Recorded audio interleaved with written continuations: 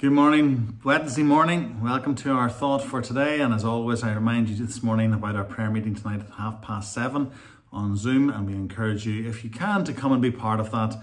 And if you even want someone to pray for you or something you need prayer for, you can even send your prayer topics in anonymously and we'll be happy to do that for you.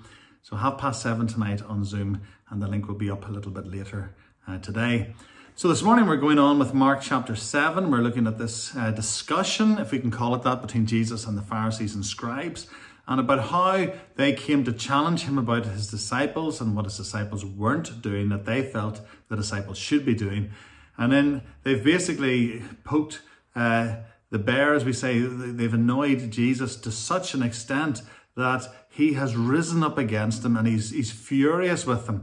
And you can sense that anger there. And there's, one commentator even says that, there's a sense of sarcasm in the verse we looked at yesterday, verse 6. And he said to them, "Well did Isaiah prophesy of you hypocrites." There's this sense that Jesus has had enough. But they came looking for it. They were the ones who came and decided they wanted to have this discussion with Jesus. They wanted to challenge him. And by doing so, they've almost bitten off more than they can chew. And what we get is this incredible speech from Jesus, who slams them on so many fronts for the way they've been living their life, the way they've also been encouraging others to live their life. And this morning is no exception to that.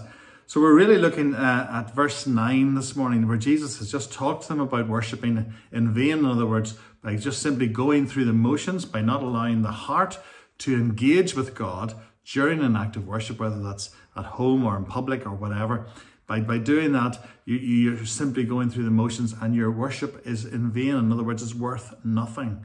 And then he goes on in verse 9 and says, he said to them, "You have a fine way of rejecting the commandment of God in order to establish your tradition." Wow, that's incredible. In front of everyone who was standing and listening, because I'm sure this wasn't a quiet discussion that they said, "Can we speak to you over here quietly in this corner of the garden or something?" No, there's this sense very much that this was done in public and Jesus was not holding back. And he's basically saying to them, you're such a wonderful people that what you've done is you've taken God's commands and you've replaced them simply with this oral tradition, this tradition of the elders. In other words, the things that you have decided yourselves are important. You've basically done away with God and you've replaced it with something that you think somehow is better, something that almost supersedes what God has put in place. And Jesus then goes on to talk to them about Korban, this issue we thought about for a few moments on Sunday morning past. Now, this is a huge thing to say. Jesus is basically saying you've basically got rid of what God's told you and decided to do things your way. Imagine living in a society where that happened. Makes me wonder, doesn't it? Because we know the situation in the world today.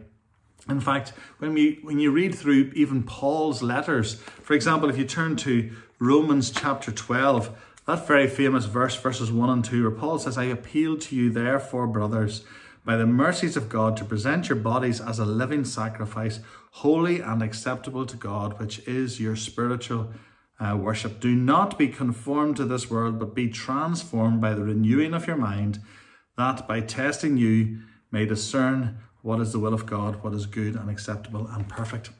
And we so often quote J.B. Phillips in that part where he says, "Don't let the world squeeze you into its mold."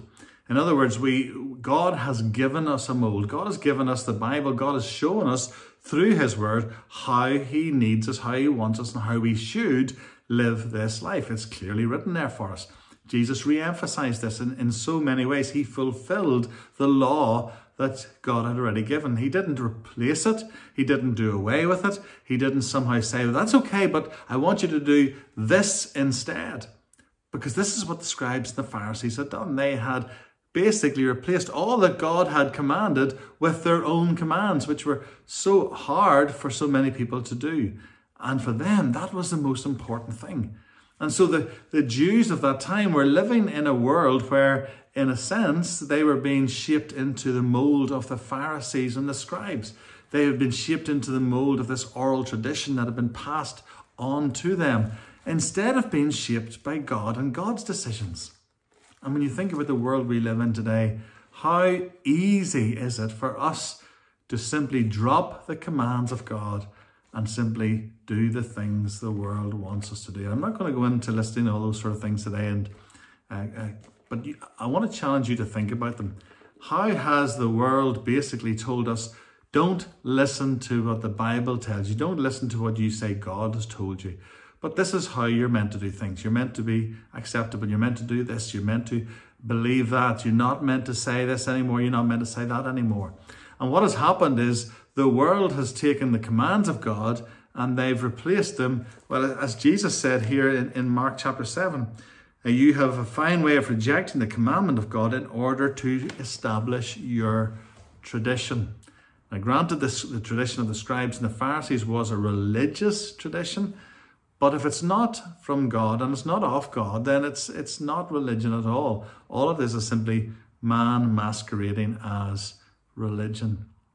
And we're living in a world today where we're told what's right and what's wrong, and God's law has been pushed aside, and where the temptation is that we then fall in line in the same way as the Pharisees told their people to fall in line, that we also fall in line with the world around us. And yet Paul tells us that we're not to let that happen. Don't let the world squeeze you into its mold, but allow God to shape you and form you and create within you a new spirit. Huge thought for a Wednesday. Anyway, I hope you're keeping well, and I hope that we'll see you, God willing, tonight at the prayer meeting. See you tomorrow otherwise. God bless.